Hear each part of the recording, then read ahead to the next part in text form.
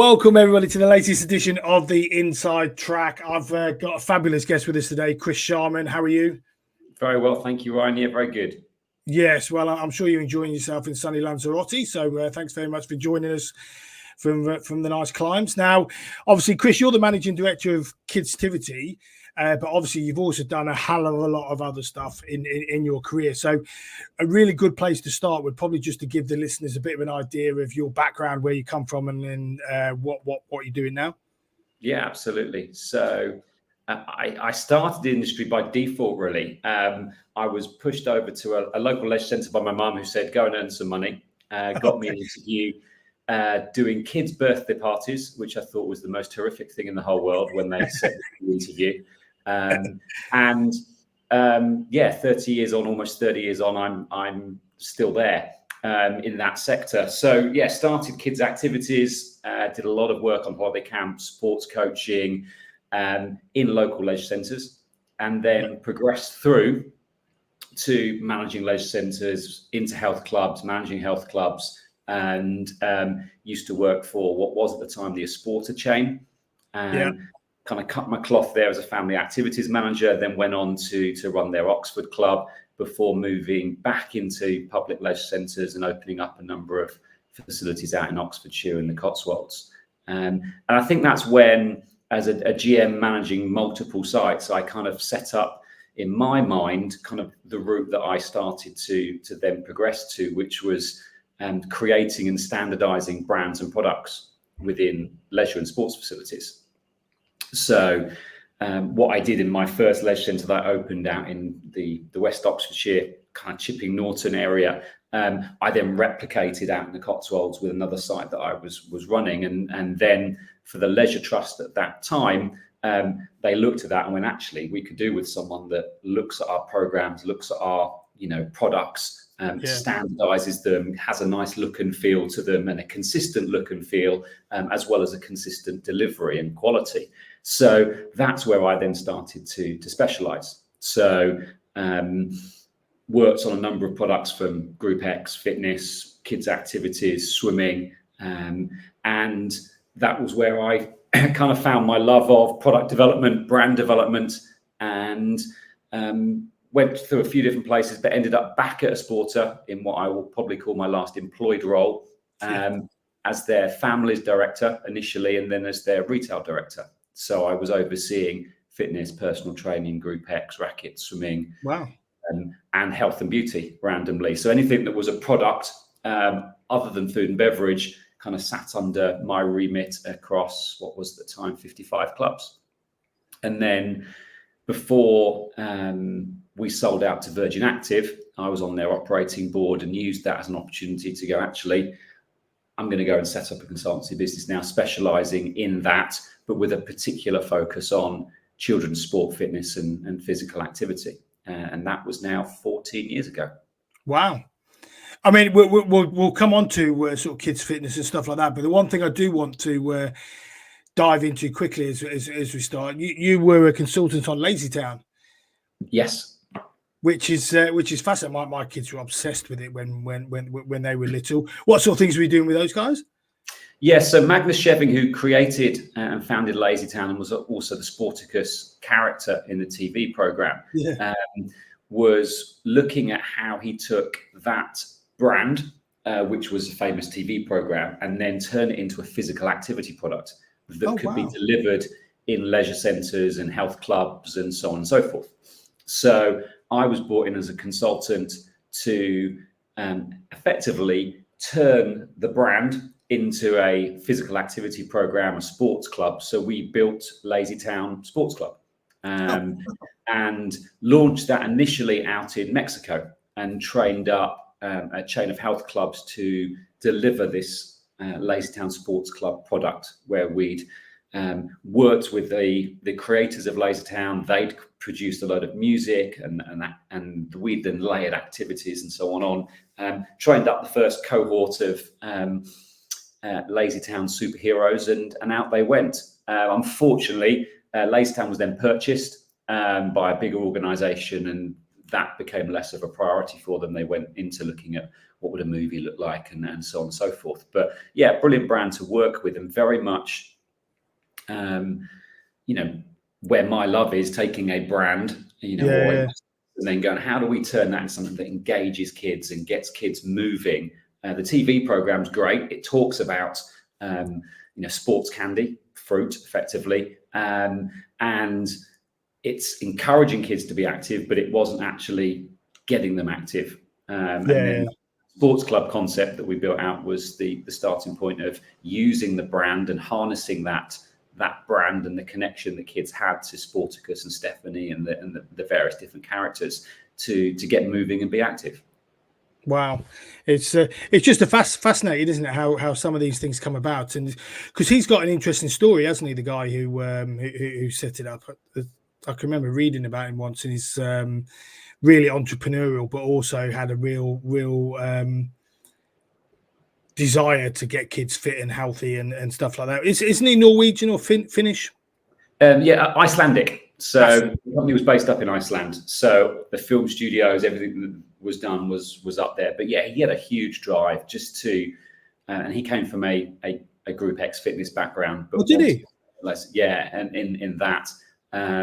And yeah, just had this huge passion to get kids not just active, but healthy as well. And the stories within the program were around sports candy and getting kids eating more fruit and veg, and that's what they called it, to try and encourage kids to do it. He had a big partnership with Asda back in the day to try and label up fruit and veg as sports candy, because that's what the kids were connected to on the TV program. So yeah, great character, very entrepreneurial, and probably ahead of his time really in that respect. Yeah, no, absolutely. Now, coming back to your consulting, the Kidstivity consultancy, in terms of the great work you're doing there, what sort of thing? What's the aim of the company? I guess is a good place to start. Yeah, so I guess I set up the company to support organisations that work with children and young people to do it better and to get more kids involved in physical activity and sport. I wasn't sporty as a kid. I was the fat kid that was left to the side. I was the last one to be picked for sports teams, and I wasn't engaged in sport. Sport wasn't my thing. Traditional sport that was played in schools, football, rugby, hockey, wasn't my thing. I got into sport and physical activity through managing leisure centres and being in that environment, working there. And a big part of what I believe in is trying to get kids engaged in a positive way much younger, so that they are habitual in terms of being active and being sporty and enjoying it, whatever that sport might be, whether it's traditional sport or whether it's a non-traditional sport. And there's a lot of those coming up now, and the Olympics is a great kind of foresight to some of the more non-traditional sports that are out there for engaging children and young people. So I set the business up because, when I was at Sport and I talked about that product development role, I transitioned from being a family activities director, where I was 5 days a week focusing on family activities and the kids side of the business, to the product director role, where probably half a day a week max I could spend on really impacting that part of the business. And when there was a couple of more commercial strategic projects that I wanted to run for the business, I had no one internally with that knowledge, from a commercial perspective or strategy perspective, and I couldn't find a consultant. I couldn't find a consultant that specialised in children's activities. Load on the childcare front, Ofsted and nurseries and so on, but very few that could take, physical activity programs, teen gym products, all that type of stuff, and really help grow that across what was a huge business at that time. So set it up to help organisations that were wanting to focus on kids but didn't have the internal resource or the need necessarily for a full-time person. So that was the starting point. I was lucky to retain Virgin Active initially as part of that acquisition of a Sporter, and then have been working with some great companies across the world, focused on how do we get kids moving better, how do we get them active and enjoying it, and how do we help brands and coaches that are delivering, or practitioners that are delivering with kids, just do it better. Do you think there's a, I mean, because obviously you see a lot of things out there saying we need to get our kids active. We need to, do you think that sector's growing? Yeah, 100%. And it needs to. So many children, more than half of children aren't, managing to do the physical activity recommended allowance, 60 minutes a day, 5 days a week, not doing it. Obesity rates are through the roof. So what we've got is for me, we've got sporty kids that were getting sportier. And we've got what was me back in the day, those kids that aren't interested, aren't engaged, just that population is getting bigger. And we're not creating the products, we're not creating the brands, we're not engaging with that audience to help, at that 6, 7, 8-year-old age group to get them wanting to do it. I guess the key is as well, it's not every kid wants competitive sport. Now, I'm probably the opposite to you. I grew up from a young age playing every sport going. My dad was really sporty, and so it was the norm. But bizarrely, out of 4 kids, I was the only one that played sport. Which is strange, isn't it, when you got a dad that's so into it? But I guess it's trying to find those activities that aren't always based around sport, and I guess that's where your program sort of come in, where it's not just going and playing football or cricket or whatever it is. Yeah, absolutely. There will always be a want to play traditional sports, football, cricket, rugby, basketball, etc.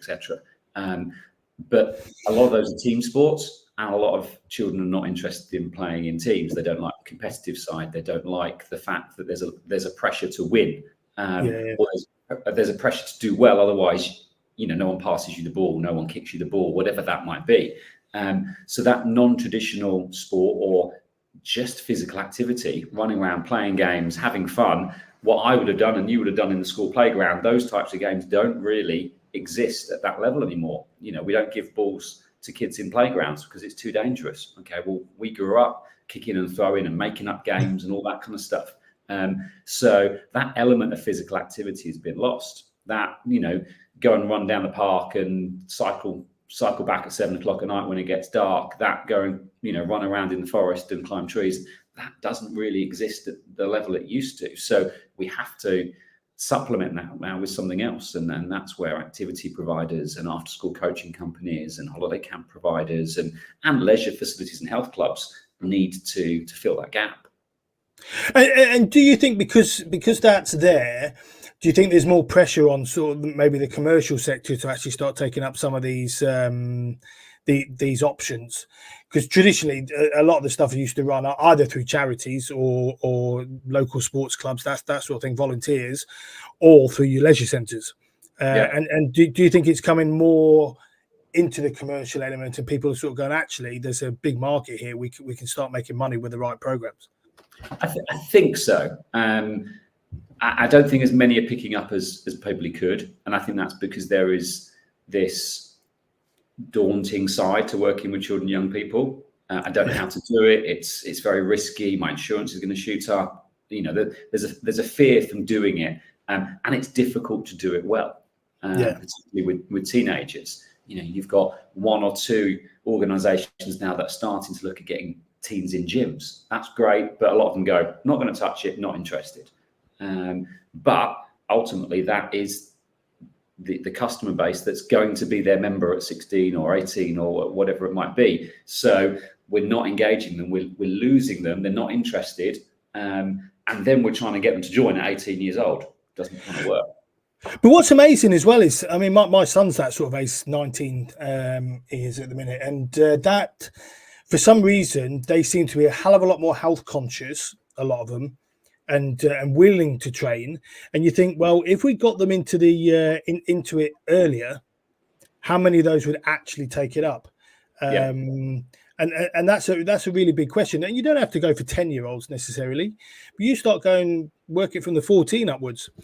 You train them right, do it right, get them into the love of it, and they're members potentially for life.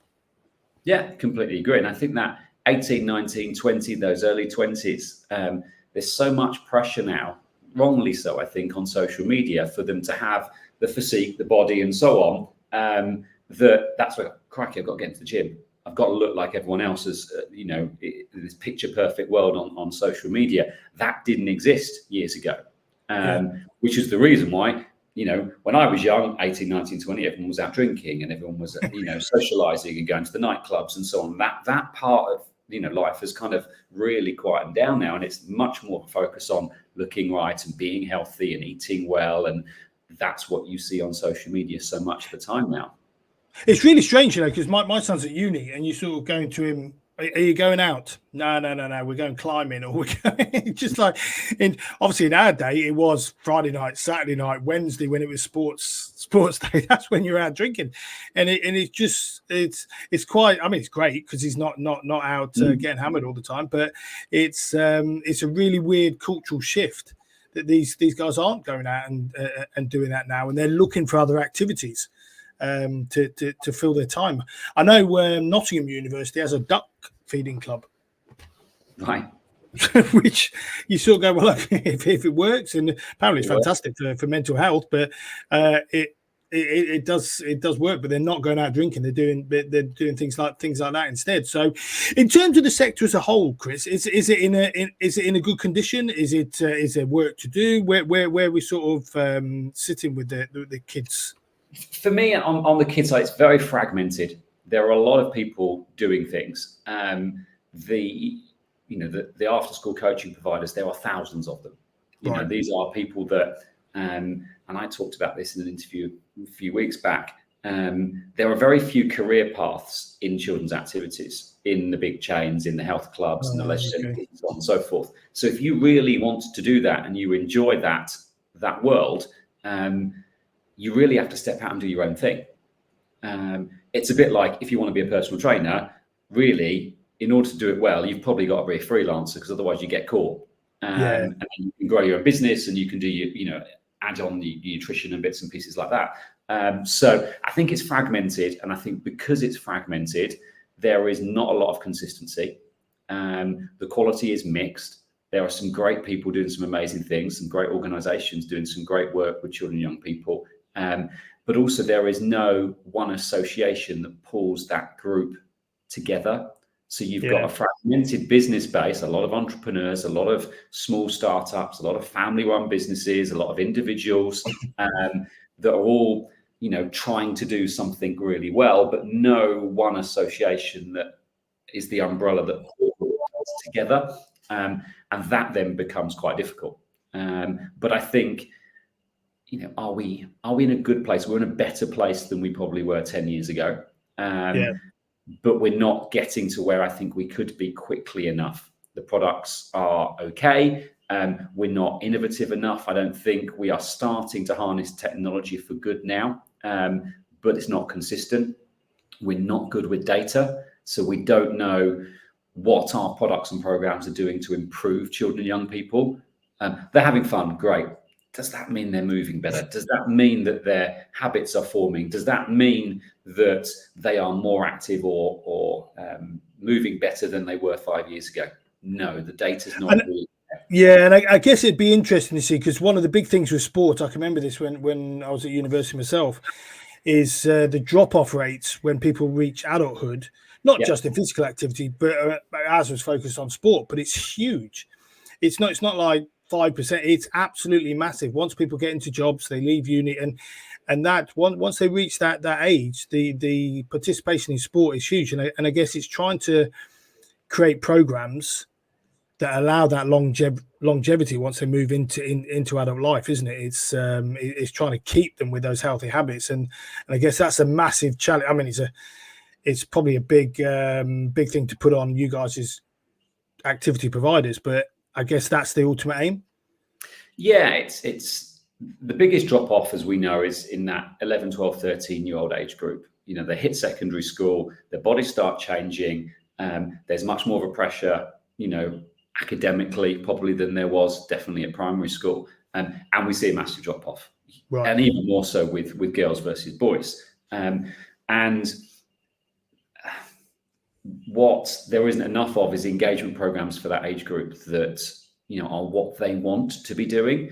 Interestingly, we're working with the Youth Sport Trust at the moment, and we've been working with children and young people and co-creating a multi-activity club or multi-sport club for years 11, 12, for ages 11, 12 and 13. So the first 2 or 3 years when they hit secondary school.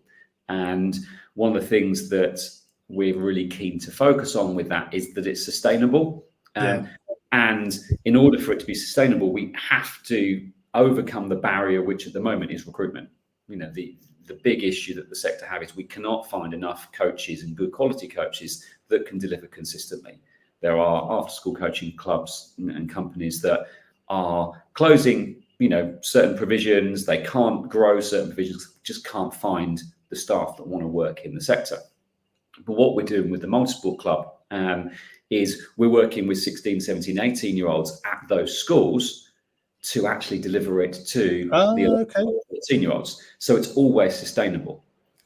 So we've built a brand, we've worked with them, we've understood what 11, 12, 13-year-olds want in terms of this balance between non-traditional activity and traditional sport. And then we've gone and started working with young leaders at those schools to go, right, how can we support you to deliver that?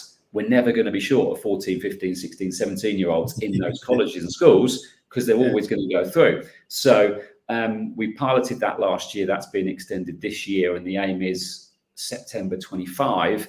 That will roll out as a national initiative to every secondary school in the country. If they want it, it's optional. They can choose to use it or not. And we're building out this framework and this structure to help schools engage more children in that drop-off zone, that kind of, you know, are we interested? Secondary school does a lot of focus on traditional sports and teams and so on and so forth, but actually, how do we capture these other ones? And this is one way of doing it.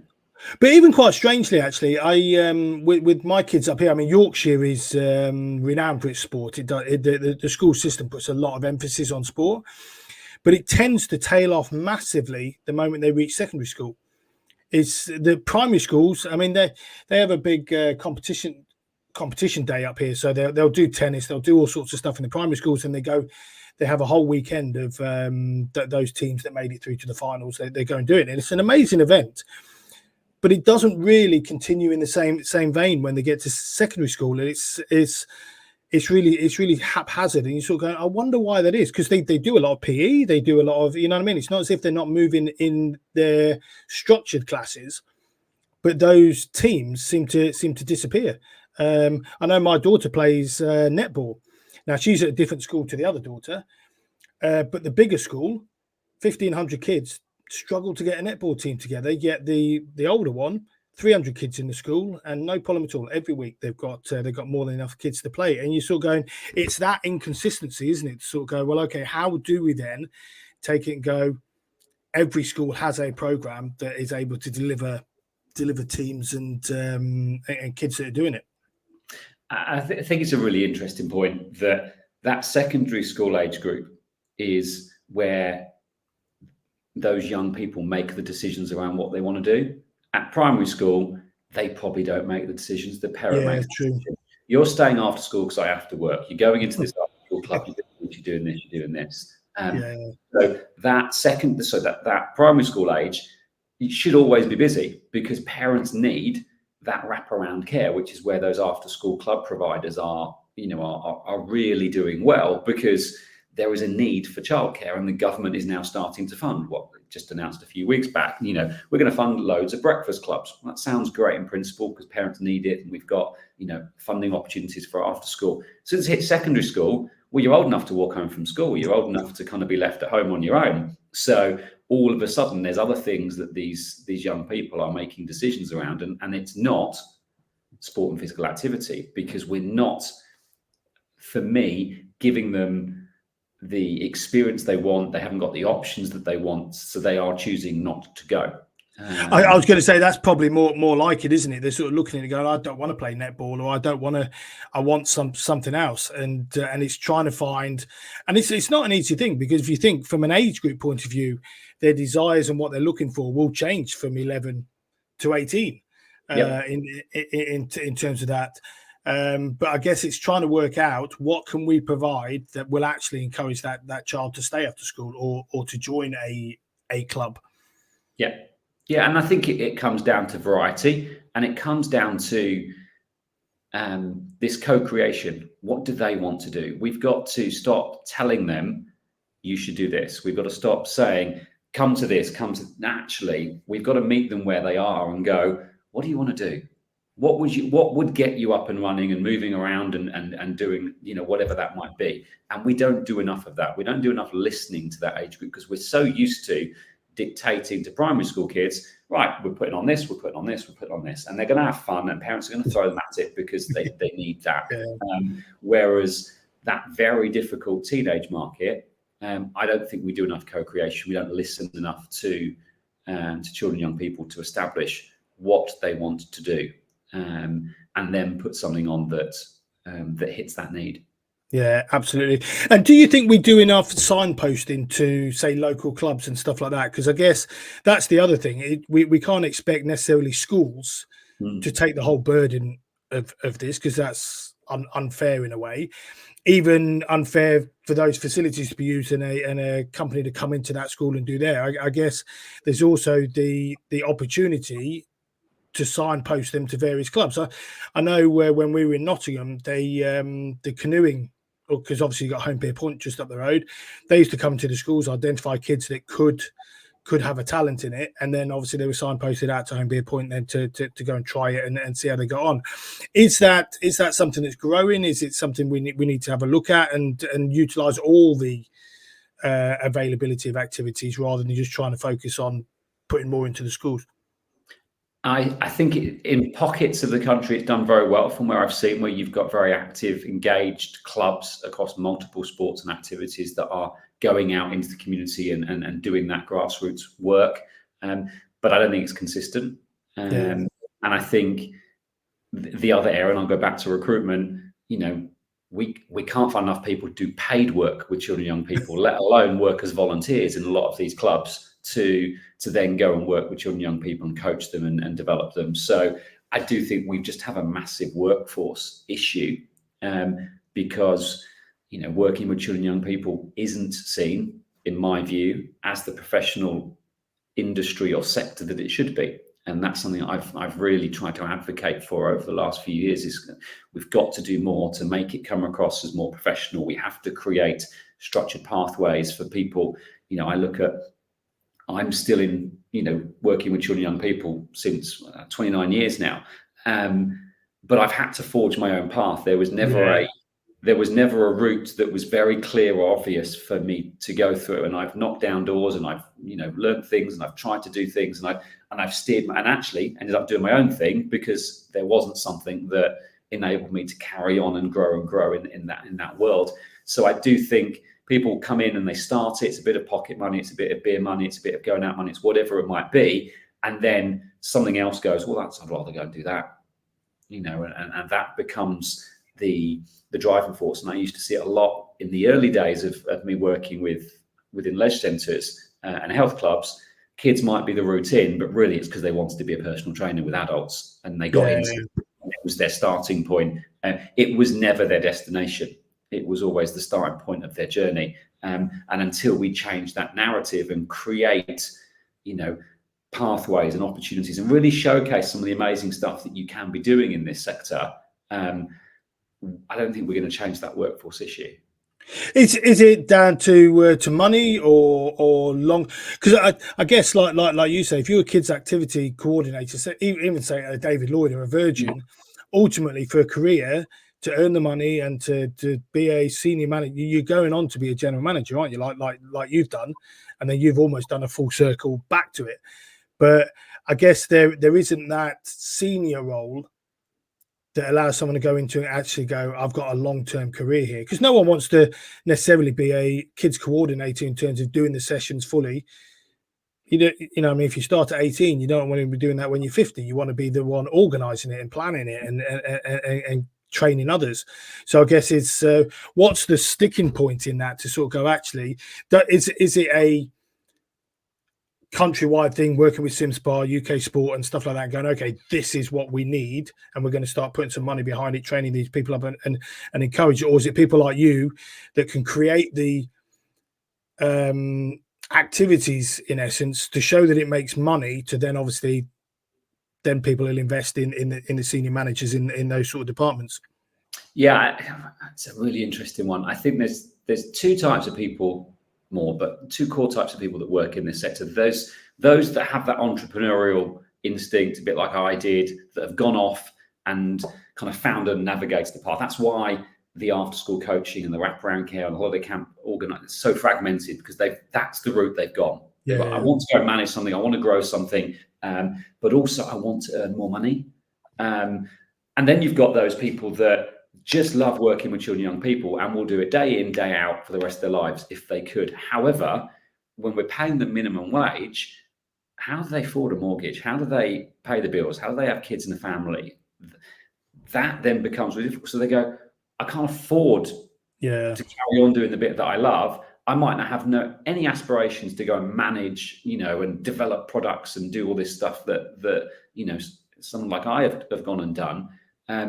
But they can't live on minimum wage, which is what a lot of the organizations out there are paying these coaches and children's activities instructors. So we have to showcase the value that the sector brings, and we have to find ways to justify how we can pay more, because then we is there also something in it, Chris, with I think as a population potentially we need to understand that, actually, because I think kids' activities are relatively cheap as a thing to do. If I put my kids in a sporting activity, it's not a particularly expensive form of entertainment, I guess is the best way to put it. Is it something we have to accept as a society to go, actually, if we want better coaches, if we want this to grow better, we need to start charging more as an industry and then you can create the pathways, can't you? Yeah, I don't think in a lot of instances we show the value of what we do. Ultimately, as a sector, we are looking after your most treasured possession, your child, for an hour or for a whole day or whatever that might be. We are engaging them in sport and physical activity potentially for the first time. If they enjoy what they do with us, they could potentially have positive activity habits for the rest of their life. If they don't, the chances are they won't. That's a lot of pressure to put on sports coaches and children's activities professionals. But yeah, I'm not sure we've got it right quite yet. No, I mean, it's interesting though, isn't it? Because if you ever look at how it can change lives, I mean, my dad's a classic example. He was bottom set for all of his classes. He wasn't doing well at age 11. Had a teacher said, right, I want you to come up to the pool this afternoon and we're going to get you into swimming. We're going to see how good you are. He ended up having trials for England. He played rugby with a lot of England players, played football, cricket. He's now a county bowls player at the age of 80. But that all started with that one person getting him into swimming, and that was it. If the same applies to if you hear Malcolm McPhail's story. He was a bit of a rat bag, apparently, when he was younger. A police officer said to him, you're going to end up in the wrong place if you carry on as you are. Go down to this athletics club. There's a coach down there. He knows who you are. And he's still competing now in the Masters competition, the world champs in running. And you just think the impact it can have on not just a child's life, but their whole adult life and their persona, their personality, absolutely everything, simply by getting them into the right activity when they're a young kid. Yeah, and I think that's key. But going back to the price point piece as well, we have to be so careful to balance the price with what's then accessible, because we already know that we've got so few children in regular physical activity. And then we've got this balance of needing to charge more in order to pay more, to retain the coaches, to bring new people into the sector. So the whole funding of children's activities needs to be relooked at. And I know, do you think? Oh, sorry, go on. I know that's a big part of what the government are now starting to look at, and how they fund physical activity to make it more accessible, to support those that literally can't pay £4 or £5, for an after-school club or for an hour's coaching or whatever that might be. So there is this ongoing balance of how we fund physical activity and how we use that funding to really support those that can't afford to pay for it, to get them in. Otherwise, what we end up making more sport and physical activity for those that were already able to afford it, that were probably already able to do it, and then we end up with this bigger gap and this bigger divide between those that are and those that aren't. It's interesting as well, because there's obviously the big debate about obesity in society, and how obviously UK Active are pushing for VAT discounts for the leisure industry and everything else. But when you look at it, actually, curing obesity or getting a grip of the obesity epidemic probably starts with the kids, not the adults, because it's a long-term battle. You're not going to solve an obesity crisis overnight. It's a generation thing. So if you start with the major funding lower down at the kids, you're more likely then to create positive habits, which then drive through. When they've got the money, then as an adult, they can start paying for the activities they want to do and so on. So you're almost going, actually, we don't need to be fighting for funding for the adults. What we need to do is fight for the funding for the kids, who then change habits. And we know if you create the right habits, that quite often is a lifelong habit. Yeah, no, I agree. However, without putting my political hat on, is that going to provide a short-term win for a government that wants to achieve something in 3 to 5 years? No, it's not going to have that impact. So a lot of our strategies are short-term because we want to show that we've done something. Now, that might only move the needle at 1% or a little tiny piece, but if they can show that they've done something, that's almost justifying it. Whereas actually, you've got to, as you say, forget this pocket of people, go straight to preschool, key stage 1, fix it there, but know full well that you're not really going to see the big impact for another 20 years. And that's the problem with a lot of governments. They're so short-natured in the fact that we could be out in 5 years. What's going to win us the votes? And in essence, setting something up which is a 20-year plan. The only time they ever do that is when it's something they don't want to deliver. So things like climate change, when they start setting targets for 2050, they're doing it because they know they're damn well not going to be in power by the time it gets to that. So they're never going to have to answer for their plans. Whereas something like obesity is never going to be solved in one term. Like you say, it's 10, 15, 20-year plan. And who are those people that are the next obese? It's the kids. So if we work on those guys, it's more likely to give us the outcome we want. But like you say, we're very short-termism when it comes to politics. Yeah, and also we don't have systems in place to track success of that age group. All we do with kids in schools is look at their BMI. Well, what use is that really to us? So we need to use technology. We need to harness the data better to show that we can make improvements and actually use this fragmented, industry that is doing some great things to go, what's the tool that binds us together that goes, I might be working with 5 schools, you might be working with 50 schools, you might be working with 500 schools, but what's the metric that we use to show that what you're doing in those schools and with those young people is having success? And what does success look like? Is it simply being active for 60 minutes a day? Or is it being able to throw properly, to catch properly, to jump properly? Because the percentage of young children that can't do those things, those fundamental movement skills, that's the issue. I will never go and play basketball if I can't throw a ball properly. But if I've never been taught how to throw a ball properly, I'm going to be thrown into this basketball, space, and I'm going to be crap at it. And then I'm going to go, well, I don't enjoy this because I can't do it. Absolutely. Because I don't have fundamental movement skills to throw a ball properly. The same with kicking a ball, the same with, running or jumping. So, and there's a few things out there that measure this, but we've got to get better at going, actually, some of the reasons the dropout exists is because kids aren't built to do it. They don't have the fundamental skills to play those sports, and therefore they don't enjoy it because they're not very good. They don't win, then they fall out. Let's fix the issue of getting them, ready for it. And similar to, how we used to look at it in gyms. there's no point you going and doing this HIIT class unless you can fundamentally move properly. Otherwise, you're going to hurt yourself. You're not going to enjoy it. Then you're going to leave the gym because you think it's bad for you. Well, we've actually got to sort out your biomechanics. We've got to get you moving properly first. We've got to get the basics and the foundations right. But that's not sexy and glamorous in a gym. I want to be using all this nice new fancy equipment and going and doing all this functional movement because that's what everyone's doing. Don't start there if it's going to break you, because if it breaks you, you're never going to come back. It's the same principle with the kids.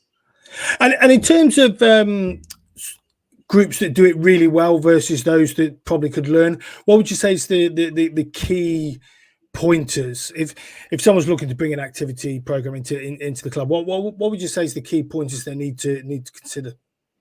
For me, I go back to, how's it been created? Have you just sat in a room and gone, that'll be nice, the kids will love it? Or have you gone out and worked with kids, tested it, asked their opinion, engaged with them? The one thing that I love about working with kids is they are honest as the day is new. They will tell you whether they like it, they don't like it, what it's, and that is so powerful. Adults don't give you that same honesty, So kids will tell you if they like it, they'll tell you what they want to do. So for me, the best products out there are those that have had some form of child engagement and co-creation around it.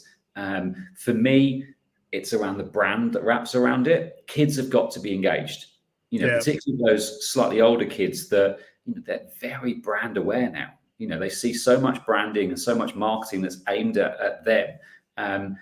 Again, an after-school club, a product that a kid might want to be engaged in has got to resonate with them in the same way that McDonald's resonates with them, in the same way that Disney or Lego or whatever it might be resonates with them. So how is it being marketed? Are we still old school trying to put a leaflet out and hoping a kid goes, oh yeah, I'd love to go and do that?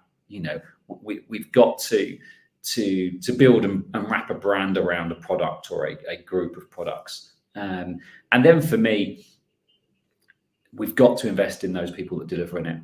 We can have the nicest product with great equipment in a beautiful facility. And I was out in, somewhere in Europe, and they'd invested so much on this beautiful facility, and it looked amazing, no expense spared.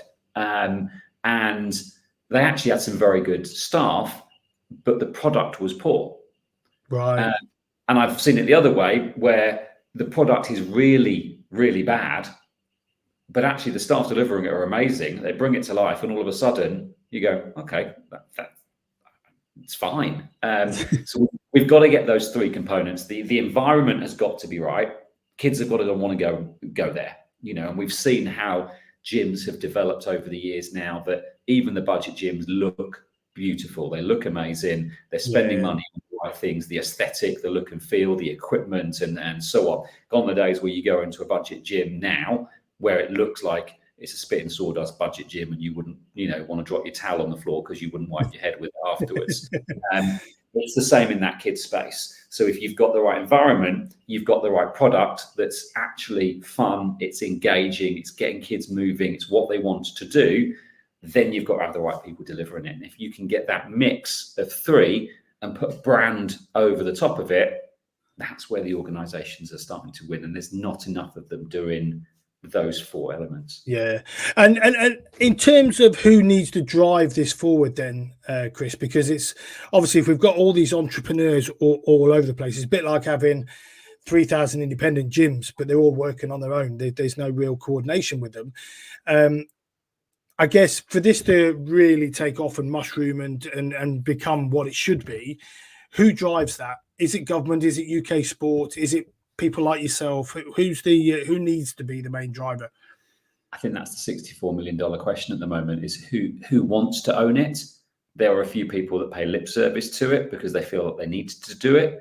There are those that have tried and are starting and are building some great things. You look at the Institute of Children's Activities Providers, ICAP, doing some great things, the Children's Activities Association doing some great things, the Aspire Network are doing some great things. There's pockets of really good things out there, and they've come as a consequence of, well, I couldn't find anyone doing it for what I needed, so I've built my own. You've got government that, dabbled is probably the wrong word, but it's probably sums up at different stages. Or we'll have a bit of focus on it. We'll set up a Quango and we'll do that, and that would be lovely. You know, and you've got UK Active that will focus on it for a little bit, and then they won't because there'll be other things and other pressures and so on and so forth. There is no one organisation at the moment, whether you need one or whether we need just to bring those different organisations together. And get them working together. You know, some of the Children's Active Association, ICAP, very good with the Franchise Association, organisations, those building that. UK Active, very good with the gyms and the leisure centres and the health clubs and the kids piece that sits within there. So everyone's got a little pocket, and the kids industry is so diverse. You know, nature. You know, you've got the David Lloyd that have got some lovely facilities, 130 of them around Europe that are doing some great things. Then you've got a one-man band that's working in schools, delivering some amazing things to hundreds of kids every week. They're all doing a really good thing, but I think it's an amalgamation initially of different organisations that are working in that space, bringing them together and getting them to work together. And then in time, does that, you know, form one entity, or does an entity sit as an umbrella above that? Or does government come in and sit and work, you know, and use that as a steering group and a working party and so on? It just seems like there's a huge opportunity. Obviously, your passion comes across massively, and I can imagine that's across the board in that industry. Passion is probably what's driving the majority of it, and it's almost going. All we need now is a sort of a champion that sits above it to help that drive forward. And because once you get the momentum, and it's not loads of individuals trying to make it work, and it's almost a group, the power and the change could be incredibly significant. I agree. There's a lot of passionate people in this sector, a lot of people, you know, that really want to make a difference, and actually harnessing that group of people. And there's a few things that are starting to happen now where we're trying to pull together groups of those people to steer the business or steer the industry forwards. So I think things are starting to change. I think more now than ever before, there is a willingness to work with others. I think historically, and again, similar to the fitness industry, we never sat in a room and talked around what we did because we kept it to ourselves. I don't want to tell you what I'm doing with my PT strategy and what my next Group X class is going to be and so on and so forth. We don't talk about that because it's all about protecting what we do and making sure that people come to us and we don't share our secrets.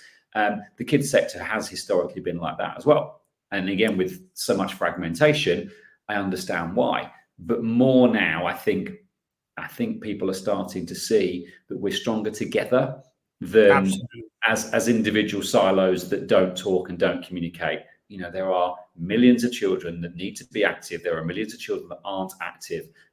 We're not talking about a small market sector here. There's plenty to go around, and there's plenty to learn from each other. And I think we're starting to see that now with some of the groups that are starting to come and work together. Fantastic. Now, that's gone really quick, that is, Chris. So there's just one final thing. I mean, obviously you do some great work, but in terms of well, it's a couple of things. One, what can you provide? So if there's an operator out there and they've been thinking about the kids stuff but not really sure where to start, why should they give you a shout? So for me, a lot of what I do is listening to understand what people's problems are, whether it's a business, whether it's a startup, whether it's someone that's looking to get into the sector. So for me, come and learn from my lessons that I've learned, the things that I've done wrong, the things that I've seen. And for me, that consultancy side is really collaborative. You know, I love working with organizations that have got a passion, but just there's one element of what they're doing, it's not quite hitting the mark, or they're not quite sure where to go. So yeah, we do a lot of that consultancy work. Sometimes it's project based, sometimes it's retainer based. And then we do a lot of work on training. How do we work and support those people working with children and young people? Or how do we train up managers that are working with children and young people? So that training consultancy side are two elements that, you know, if an organization is looking for support in, you know, we've got a lot of experience, you know, me and the team. I'd like to think we have a solution that we might be able to help you with. If not, we'll listen and we'll see if we can pass you on to someone that might be able to help. And I think the great thing as well, because you've got a really strong marketing background as well, because as you've said before, marketing is a crucial part and reaching the kids and reaching the parents in the right way. And I think because you've got that huge marketing background behind you as well, not only can you deliver the training, the how-to, the operations of but also how do we get this out to market to make sure it's a successful program. So, and that's important, I think. Yeah, I think for me, I've always looked at this cycle. You've got to build a product. You develop it. You co-create it. However you want to build it. You've then got to sell it before you can deliver it, and that selling piece is all around brand and marketing. And there's two elements of that. I think a lot of people sit there and go, "I've got to market it. I've got to get it out there, and I've got to do it." But actually, you've got to build a brand around it first. And that understanding on the difference between brand and marketing is the one piece that we do a lot. I do a lot of work on and helping them understand that actually the brand is who you are. It's the voice, it's the look and feel, it's the element that people are buying into. Then the marketing is getting people to see and potentially buy what you've built. So a lot of people go out straight with a marketing strategy without even realizing they've not built the brand yet. And got a Scooby-Doo as to who you are and why you exist. And I think so many people now are buying based on why a business exists, the ethos of that business, their tone of voice, their messaging, their look and feel. And that's the one piece we spend a lot of time with in the sector. Well, the thing is, you can have the best program in the world, but if it doesn't resonate with who you're trying to go after, it's absolutely pointless, isn't it? So if anybody wants any advice on that, I would 1,000,000% tell them to get in touch with you guys, because obviously you are experts in that, so it's really important. One final question I got for you though, Chris, and we ask all our guests, is in terms of what inspires you to do what you do, and obviously you've had this amazing career so far, but what inspires you to get up and do all the stuff that you do? I think for me, it's always been around getting more kids engaged in sport and physical activity.